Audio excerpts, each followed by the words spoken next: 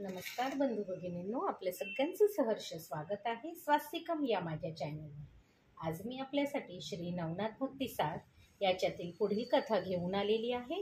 तरी आपण सगळ्यांनी श्रवण करावं। सगळ्यात आधी आपण देवाला पुष्प अर्पण करूया।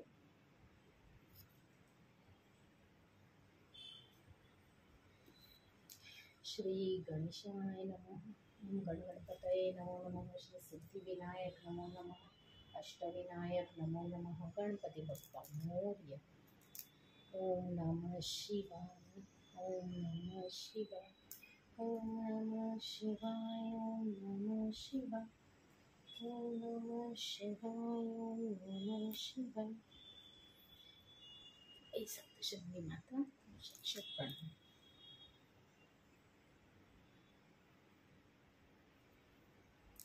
ओम नमो नमः।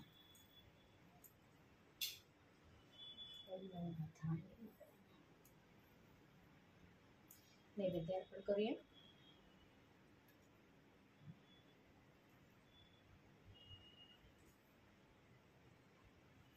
नैवेद्यम समर्पयामि।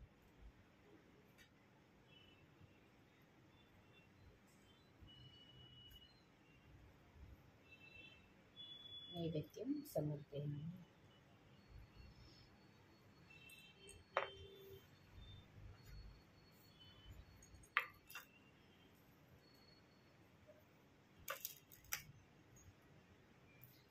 नैवेद्य इथे ठेवते।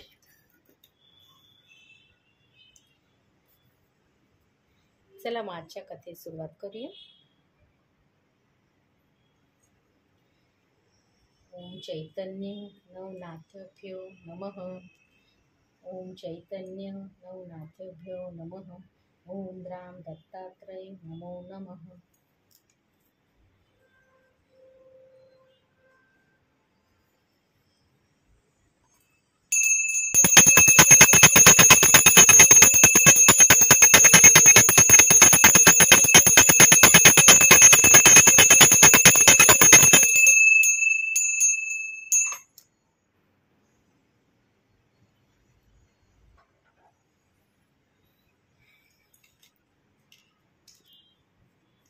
आपला अध्याय कुठला आहे ते बघूया।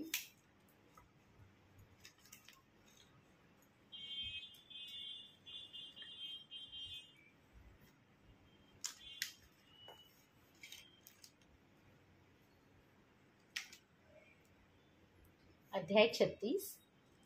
ब्राह्मणपुत्रांना जिवंत केले। वटसिद्ध नागनाथाची कथा। श्री गणेशाय नमः। श्री सरस्वतीभ्यो नमः। श्री गणेशाय नमः। यमधर्माकडून निघालेले रेवणनाथ कैलासाला गेले। तेथील महाद्वारावरील शिवगणांनी त्यांची चौकशी केली असता ते म्हणाले, मी रेवणनाथ तुमच्या स्वामींनी एक ब्राह्मण पुत्र चोरून आणला आहे, म्हणून त्यांना शासन करून त्या मुलाला नेण्यासाठी मी आलो आहे।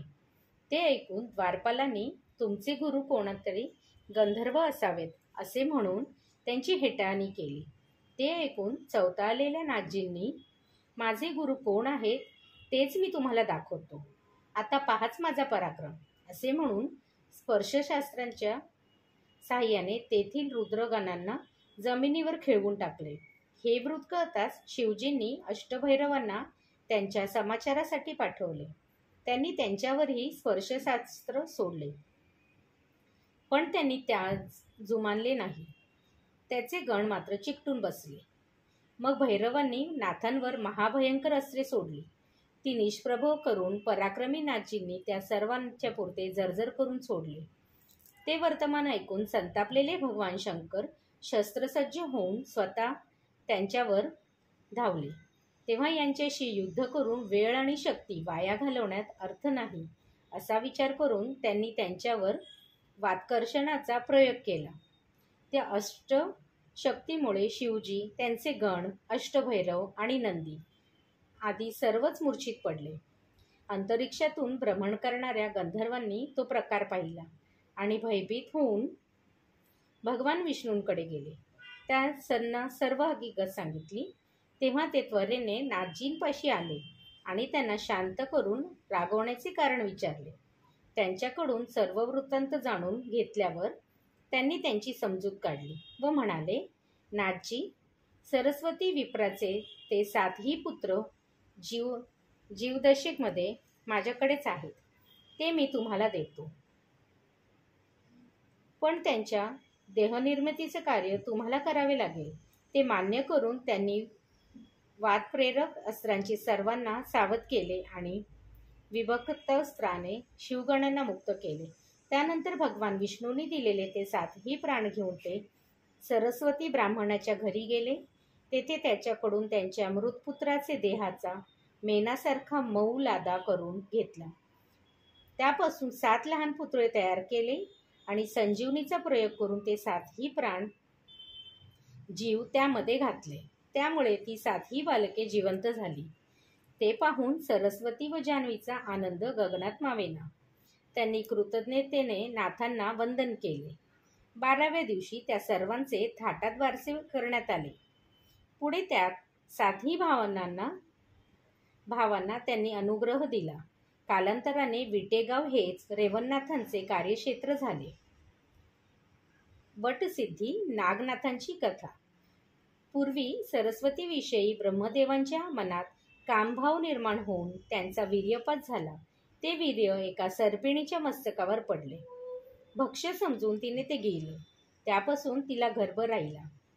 त्या आविर्होत्र नारायणांनी संचार केला. ही गोष्ट जन्मेजयाच्या सर्पसत्रात गुंतलेल्या आस्तिक मुनींना लक्षात आली. तेव्हा तिचे प्राणरक्षक करण्यासाठी त्यांनी तिला एका वटवृक्षाखाली ढोलीत लपवले आणि त्याभोवती वज्रास्त्राची योजना करून ते हस्तिनापुरात परतले. तेथे ऋषींची गुरु बैठक घेतली आणि वटवृक्षातील सर्पिणींचा वृत्तांत सांगून तिला मारू नये अशी विनंती केली.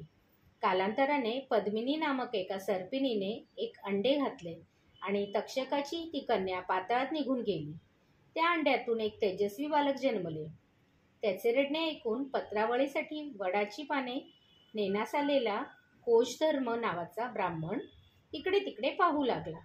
तेवढा त्याला स्वर्गस्थ देवाने आकाशवाणी केली, या वडाच्या ढोलीतील दिव्य बालकास तू घरी ने. ते आविर्होत्र नारायणाचा अवतार आहेत. त्यांचे संगोपन कर. त्यांचे वटसिद्ध नागनाथ असे नाव ठेव. त्याच्यामुळे तुझी गरिबी जाऊन तुला ऐश्वर्य प्राप्त होईल. त्यानंतर त्यांनी बाणाने तो वटवृक्ष मोडून खाली पाडला. त्यामुळे त्याच्या पोकळीतील बालक ब्राह्मणाच्या दृष्टीस पडले. कोशधर्माच्या त्यांना आपल्या घरी नेले. त्यांना आपल्या पत्नीकडे सुरादेवीकडे दिले. त्यांचा समग्र वृत्तांत सांगितला. त्यामुळे तिच्याही मनात वात्सल्यभाव निर्माण झाला. त्यांनी त्यांना पाण्यात घालून त्याचे वटसिद्ध नागनाथ असे नाव ठेवले. 7व्या वर्षी त्याची मुंज केली. एके दिवशी नागनाथ काशी विश्वेश्वरांच्या देवळासमोर आपल्या सवंगड्यांसमवेत लुटूपुटूच्या मेजवानीचा खेळ खेळत होते. मुलांना लटकाच आग्रह करून वाढत होते. ते मुलेही पुरेपूर म्हणत ताटावर हात धरत होती. जवळच उभे असलेले दत्तप्रभू ती गंमत पाहत होते. मग बालरूप घेऊन तेही त्यांच्यापाशी गेले व अतिथीला भोजन द्या असे म्हणाले. तेव्हा मुले त्यांना हुसकावून लावू लागली. पण नागनाथांनी त्यांची समजूत काढून त्या अतिथींना सन्मानाने खाली बसवले. त्यांना खोटी खोटी आंघोळ घातली, त्यांची पूजा केली व जेवायलाही घातले. त्या उपचारांची संतुष्ट झालेले दत्तप्रभू अंतर्ध्यानाने आणि आविर्होत्र नारायण असल्याचे जाणले. त्यांनी त्यांना तुम्ही मनात आणाल तो पदार्थ उत्पन्न होईल. तो पदार्थ सवंगड्यांना खाऊ घाला, पण स्वतः खाऊ नका असे सांगून एक मंत्र दिला आणि निघून गेले. त्या सिद्धीने ते आपल्या मित्रांना रोज पक्वाने खाऊ घालत. त्यामुळे मुले घरी जेवणाशी झाली. याबद्दल त्यांना विचारले असता त्यांनी ते सांगितले. ते ऐकून त्या मुलांच्या पालकांना मोठे नवल वाटले. या प्रकारची प्रत्यक्ष शहानिशा करून त्या बालकांनी तो अद्भुत प्रकार कोशधर्म्याला सांगितला. या संदर्भात त्याने नागनाथांना विचारले असता त्यांनी घाटावर घडलेला सर्व वृत्तांत सांगितला. तो ऐकून त्याला आपल्या मुलावर दत्तप्रभूंची कृपा झाल्याचे लक्षात आले. मग त्यानेही अतिथीपूजनाचा नियम केला आणि येई त्याला आपल्या पुत्राकडून भोजन देऊ लागला. काही दिवसांनी नागनाथांना दत्तदर्शनाची उत्कंठता लागली. त्यांनी त्यांच्या दिनचर्येविषयी जाणून घेतले. ते कोल्हापूर शिवाय कुठेही भिक्षा मागत नाहीत हे कळताच तेथे गावभोजन घातल्यास कोणी घरी अन्न शिजवणार नाही, मग त्यांना अन्नछत्राच्या ठिकाणी यावेच लागेल. माझ्याप्रमाणे तेही सिद्धार्थ खाणार नाही आणि हीच त्यांना ओळखण्याची खूण आहे, असा विचार करून ते कोल्हापुरास गेले. तेथे एका पुजाऱ्याला आपलं गावजेवण घालण्याचा संकल्प सांगितला आणि त्यांच्याकडून होकार मिळताच सिद्ध सामर्थ्यावर सर्व सिद्धता करून ठेवली.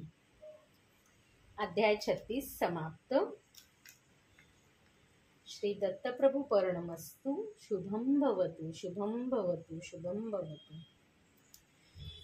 ओम चैतन्य नवनाथेभ्यो नमो नमः. नमो नमः. नमो नमः. ओम चैतन्य नवनाथेभ्यो नमो नमः.